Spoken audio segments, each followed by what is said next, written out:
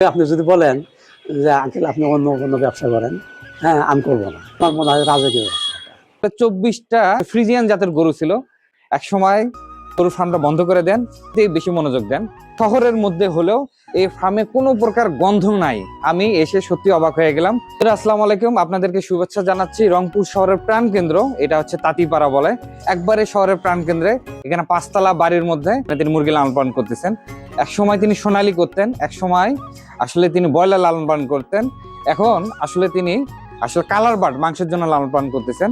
আপনাদের মাঝে শেয়ার করার চেষ্টা করব যে আসলে তিনি কিভাবে পরিচর্যা করতেছেন, আসলে এগুলোতে কেমন তিনি লাভবান হচ্ছেন। এই বাসাটা আসলে অনেক বড় বাসা, যদি এখানে তিনি ভাড়াও দিতেন বেশ একটা অঙ্কের আসলে টাকা পাইতেন। আসলে 24টা আসলে ফ্রিজিয়ান জাতের গরু ছিল। এক সময় বন্ধ করে দেন এবং এইটাই বেশি মনোযোগ দেন। তো এইসব বিষয় নিয়ে আপনাদেরকে সুন্দর আসলে তথ্যবহুল ভিডিও উপহার দেওয়ার চেষ্টা করব। আর একটা ব্যাপার, শহরের মধ্যে হলেও এই ফার্মে কোনো প্রকার গন্ধ নাই। আমি এসে সত্যি অবাক হয়ে গেলাম। এই বিষয়গুলো নিয়ে সুন্দর একটা প্রতিবেদন আপনাদের মাঝে শেয়ার করার চেষ্টা করবো।